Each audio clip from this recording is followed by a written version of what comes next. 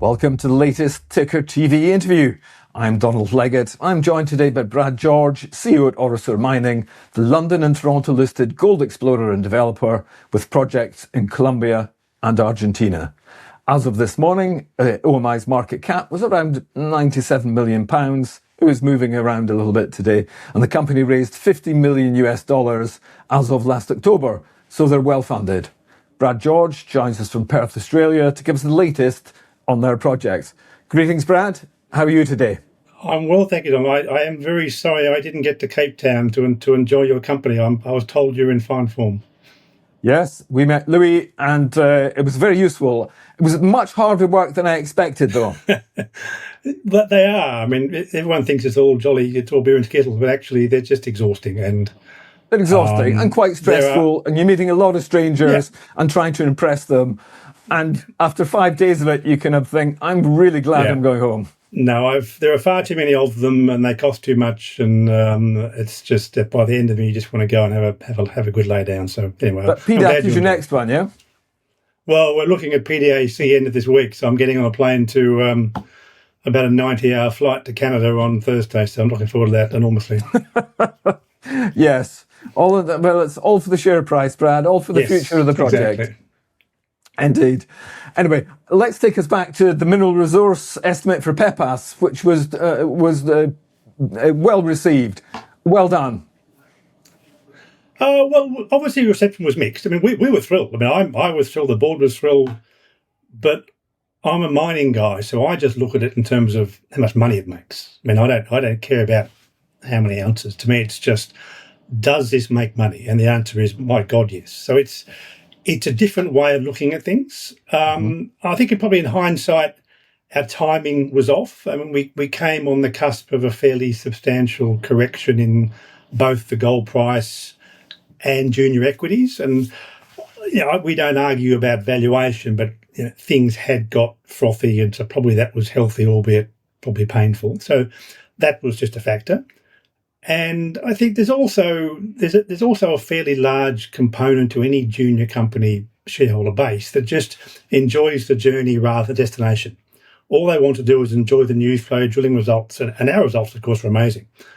Once you arrive, then they go, okay, well, the fun's over, no more drilling for a while, and they wander off to some other shiny object. So there's always that sort of post-resource malaise, and we understand that, and there's going to be a bit of a shift in shareholders as they walk away and new ones join. So there's a bit of a process. So look, we think it's great. I mean, ultimately, all we care about is can we build this thing? Does it make money? And the answer is yes. What the market does is the market's problem, but it's all to us about economics. You've said before that Pepas isn't a huge project, but it does seem to be high grade. So why are both those things useful in terms of making Pepas actually become a mine in a realistic time frame? I suppose most men would say size isn't everything, and I'm certainly in that category. Is that the market does at times it's just about how many ounces, but not all ounces are the same. I mean, ultimately, the only way a mine makes money is if it actually gets built. So the only question you should ask about, well, can it get built? If so, how long will it take? What will it cost? And will it make any money?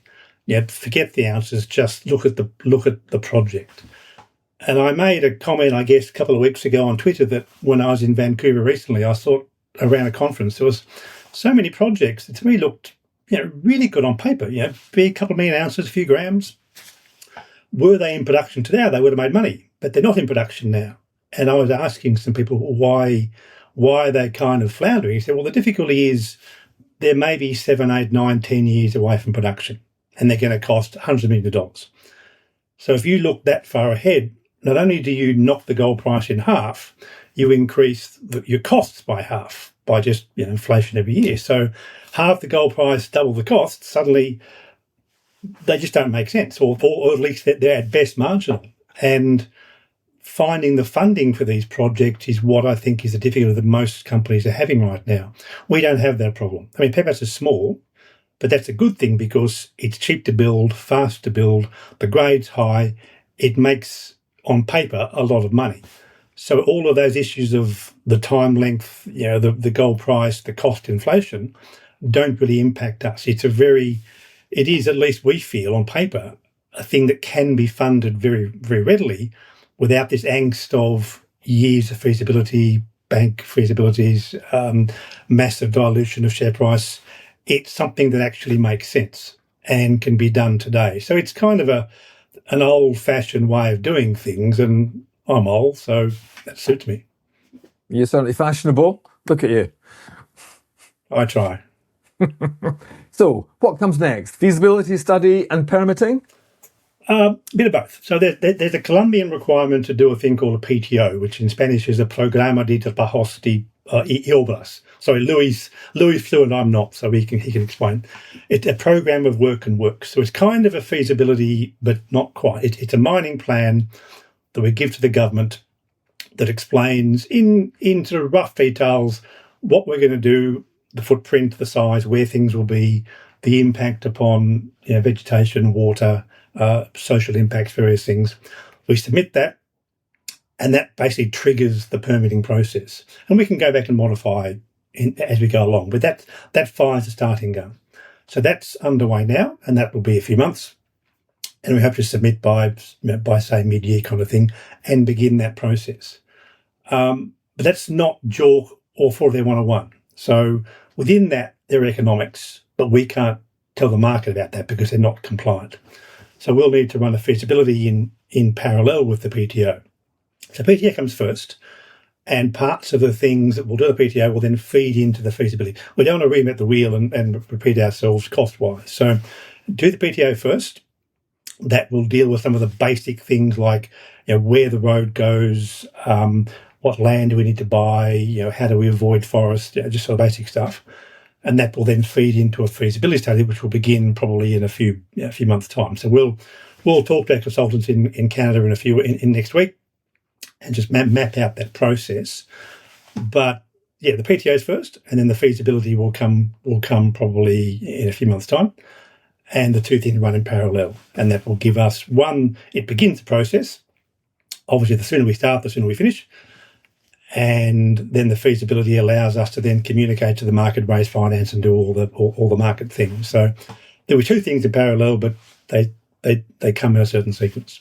Okay, and if I were to sum up the strategy, the plan is to get some relatively quick gold production started by delivering an open plan pit mine, which then funds further exploration in what's a very rich area for exploration. Yeah, I'm trying to avoid that comment. I mean, that's always been a strategy. You start small and feed money back in, and a lot of the market doesn't like that, and I understand why, because small things still require your attention. That's the plan, but the difference being that the grade of Pepas and the gold price means that it's just a very, very attractive standalone operation. If that's all we had, I'd be very happy. I mean, it makes on paper a lot of money very fast. So to us, it's a standalone project that's just very robust and excellent. But it's not going to be a long-lived project. It's not a company maker, it's a company starter. So let's think of it in different terminology. So yes, we came from a very low base 18 months ago, having had all that pain and anguish of getting rid of Agnico Newmont. So we needed to just get something done quickly to get some credibility, and we did that. So Pepas is, to me, okay, not huge, but economically it's an absolute cracker. I mean, it's the absolute sweet spot for a junior miner. We can do it, we can fund it. It's fast, it's quick, it pays back quickly, all the right things. And then all the other things we've got, we haven't touched, or we're touching now. So I guess we could say, looking back a year, we had no money. We didn't raise money until October last year. So all of these questions about the order of things are somewhat moot because we had no cash. So we had to do Pepas first to get the money that now allows us to move forward exploration. So yeah, it's kind of a plan, but it's also a plan driven by the realities of availability of funding. And we're now in quite a good position. Now, if I could ask you a very granular question about flotation tanks and tolls, what's your preference? Would you prefer to do your own flotation, or would you prefer to toll your ore to a nearby mine and to a nearby mill and let them process from there? What I don't know what granular means, so I'll assume what I think it meant. Look, we've spoken previously about the idea of toll treating, and that's still Plan A. But we also said we want to have Plan B and Plan C. We want to have an options available to us that are driven by what makes sense metallurgically, what makes sense in terms of what the market wants to buy, and importantly, and what it costs to build. But probably as importantly, what product opens the door for pre-sale funding that could allow us to build the mine. And one thing we hadn't thought of 6 months ago, we are looking at now, is the idea of producing a sulphide concentrate, such as is happening down the road at the Zancudo mine, which is about an hour down the road. Now, that's producing what that basically is using a flotation plant on site. So it's more on site, but you're producing, rather than producing a 5 gram a tonne ore body, you're producing maybe a 30 gram a tonne concentrate. Now, what does that mean? Well, it means less trucks. But what's interesting, and we're just looking at this at a very early stage, is, well, that's very attractive around the world to copper smelters. Now, I'm getting my head around this. This isn't my expertise, but copper smelters need gold concentrate because copper ore is quite hard to find. There's an oversupply of smelters around the world, especially in China. So there's quite a few copper smelters buying gold concentrate ore to lift the economics of their copper smelters. And importantly, they will pay in advance for that. So they will basically give you a pre-sale that in effect bills your mine. So we're looking at, well, okay, this is an interesting way to fund the mine in a non-dilutionary way, rather than raising capital in the equity markets or going to a bank who have no idea. We go to a metal trader or to a smelter company and say, okay, they know how it works. This is their business. They might give us pre-sale or pre-cash in advance to build the mine and then get the concentrate. So this is just plan A, B, and C. This works because it's a simple mine to build. If we said, okay, we're going to be 10 years to production, say, well, okay, give us a call in 8 years' time. But because we're saying it's small, it's cheap, it's reasonably simple, the execution risk, the price risk, the cost risk are all greatly reduced, the time frame shorter, this is in their time horizon. So one of the benefits of having the MRE released is that the phone began to ring. And people saying, okay, what are you going to do with this? Can we assist? Inverted commas. Can we buy it? Can we buy the ore? Can we buy the concentrate? Now, these are all just, we're juggling balls in the air, but the phone began to ring, not offers being made, but just chats to be had. So we'll have a few conversations in PDAC with off-takers. So we'll say, okay, this is our rough plan.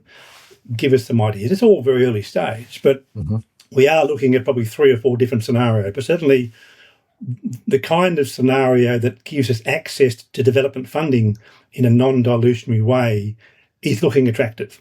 Early days, but that's an important thing to examine. Okay. 2 things to talk about next.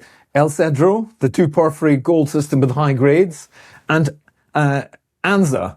And Anza's had an awful lot of drilling done on it and is possibly quite close to an MRE. So which is your preference between the two of those? Well, yeah, the preference changes on a weekly basis. I mean, a year ago, we would have thought El Cedro was number 1 because of its potential for size. It's huge.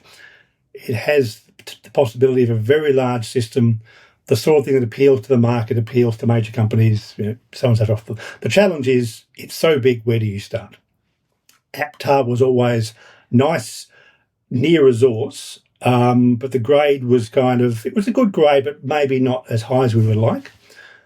Now we've got double the gold price. So suddenly that's, things have flipped. So Apta is looking actually very, very lucrative now, particularly given, as you say, we've had 38,000 metres of drilling. It could be moved to a resource quite quickly. So we're now considering, well, how do we sequence things? Now, ultimately, we'll do everything. It's just a question of the order of things. And that's as much driven by logistics as prices. So Apta now suddenly is very attractive with the gold price. We booked a rig. We're just cleaning out the house. We'll be drilling there in a couple of weeks. We want to just prove a few changes to our geological concepts at Apta. We think we've changed a bit of a view on how it works. So we'll drill holes there for about 6 weeks. Now, depending on how they go, it either then goes into expansion or infill to resource. So we'll suck it and see, and we'll move forward.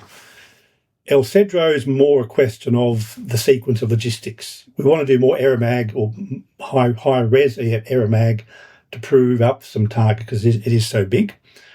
We had difficulty at the end of last year getting a contractor because of helicopters and various things. So we've gone back to drone mag, which is good but slow. The drones have now signed up. We're just doing the socialisation now. We need to tell people in this community that there's a drone coming. Otherwise, I'll probably shoot out of the sky. So there's just a bit of a logistics there. So we'll begin flying drone mag in a week or two. So it's all just sequencing. It's all just logistics. What comes first in terms of people, machinery, vehicles, yada yada. So Apta will start drilling in a matter of weeks. That will take 6 weeks or so, depending how it goes. At the end of that, the mag is done. The results are back. We can target, and we can then say, okay, well, the rig goes from Apta to Cedro, or if Apta is looking good, we'll leave the rig there, and we'll go a third rig back at El Cedro. One of the beauties of being so close to Medellin is that we can ring up and get a rig the next day. I mean, they're available, and we have the capacity on site, so we can make these kinds of changes reasonably quickly. So it's a question of, yes, there's a plan, but the plan will change on the basis of results in a reasonably short time frame. So Apta's first, do the mag, Cedro's next, and then of course there's the existing rig. Is that Pepas? It's doing what we call the grand Pepas strategy. Is that Pepas is what it is, but we don't know what it is. We don't know why it's there because we never had the time or the money to go back and do that. So now it's a resource. We're drilling north and south, big long sections, geological sections, trying to understand what it is, why it's there, how it was formed, where's the rest of it. So two rigs running as of 2 weeks' time, and possibly 3 running in March, April, in April. Okay, talking about exploring, that takes us nicely to El Pantano, the gold project located in a major Argentinian gold belt. You've been conducting the first phase of drilling there. When do we get to hear about the results, Brad? Well, I think it's fair to say, had we hit something amazing, you would know. I mean, we are obviously subject to continuous disclosure, so had we hit a monster, you would be told about it. But we made the point that was never expected. That wasn't the plan. All we wanted was geology, hints and sniffs. And we've seen some very nice rocks. We've seen some good geochemistry. We've seen some very interesting things. But I can't announce to the world, I've seen nice rocks. What does that mean? So we need to contextualise that and say, well, okay, we've hit nice rocks and it means this. But that's not just hole by hole. That's all the holes together. So we will finish the program probably in. We're actually going to drill more than we thought. We originally planned about 3,000 metres. We're probably going to drill nearer to 4. That should finish in about 3 weeks' time, all going well. Looking very interesting, but what does it mean? So the current plan is we go to PDAC end of this week. After that, the whole team, myself, well, I'm useless, but the whole team will go down to El Pantano, spend a week on site looking at all the core and building a picture of what it means. We're seeing structures in every hole, structures, breccias, faults, mineralisation in every hole, but over a 20-kilometre wide strike length. So, okay, how do they tie together? And the question being, okay, is it good? Is it bad? What does it mean? What do we do next? And that's ultimately the big question. So we'll pull everything together, create a 3D picture, give the market some contextualised argument of what we found, and then what comes next. So it's all basically pulling together the geology. So we'll be there for a week after PDAC, pulling all that together. Okay. Yeah, look, it looks great, but it's with an undrilled project.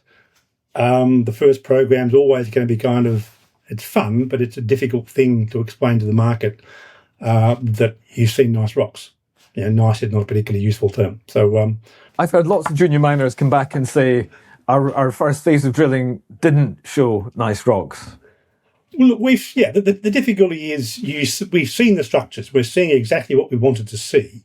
Now the question is, we've confirmed the system, we've confirmed the mineralised system. Now the question is, well, what have we seen that then gives us guidance to where we find the good stuff if it exists? So I think it's been a very successful first phase, but it's the first phase of X phases. So we just need to do things in the right way with geology and explaining how that works to the market. So it's just context. Now, last October, you raised $50 million US, which puts you in a very healthy position. I'm going to ask you a broad brush, holistic question, if you like. In other words, you may not understand, Brad. Is it a good time to be a gold explorer developer?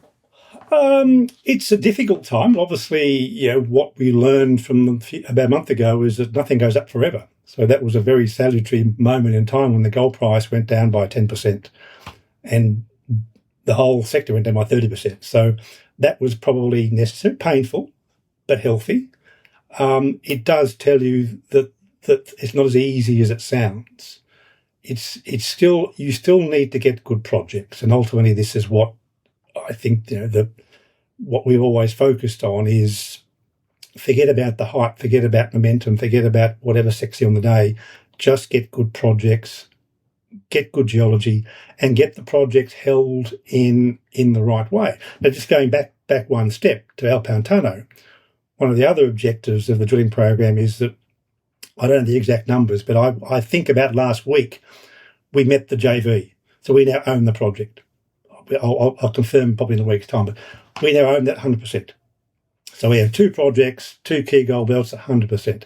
That's pretty exceptional, pretty rare, and a good mix of, El Pantano's amazing but needs to be brought together in a package. Pepas is small but very juicy, high-grade resource, and in between there's this very nice ramp of projects at different stages. So we're in a very good position, but that's taken 10 years to get there. If you're starting today, you can't do it because suddenly you're in a gold bull market. Getting access to projects is going to cost you an arm, a leg and 2 teeth. So it's too late. So yeah, it's a great sector to be in. Volatility is reality. Just deal with it. Sorry, that's the way it works. But for those new entrants getting into the sector, it's not too late, but it's pretty damn close. So final question. You've kind of answered it, really. Why should OMI be on people's watch lists? Well, we already are. I mean, obviously subject to the pullback a few weeks ago, we were up 17 times from the low at the beginning of the JV pullback in late 2025. So 24. So we've already had a very good run, and now we've come back to a level, and we're starting again. I think the fact that we just have, as I said, we have one project that, subject to permitting, and we can't control that, is going to be a mine, we hope, and can be done, and can be funded in a way that is not subject to the market or to banks. It's a very digestible size. And if you want to invest in a gold mine, we're in a good position. If you don't care, if you want to invest in momentum, then fine, go somewhere else. So we're targeting ourselves to a certain niche investors that want to see a project get into production. I think we're well positioned for that with exploration upside. So I think we're quite well balanced, and we're enjoying the fruits of, I said 10 years of developing projects and getting assets, and it's been a long road. So yeah, I think we're in a good spot. So 10 years in, you're an overnight success, and you would make a very good long-term hold. That's what I take away from that. I'm not getting any younger, so. Yes, you want it to happen in your time frame. Brad, it's a pleasure as always. Thank you for joining us from Perth, Australia today. That's Brad George, CEO of Orosur Mining. He's shared the OMI development pathway. Always useful to hear about hints and sniffs from Brad in Perth. I don't know what he gets up to there. Thank you very much indeed, as ever. Well, pleasure.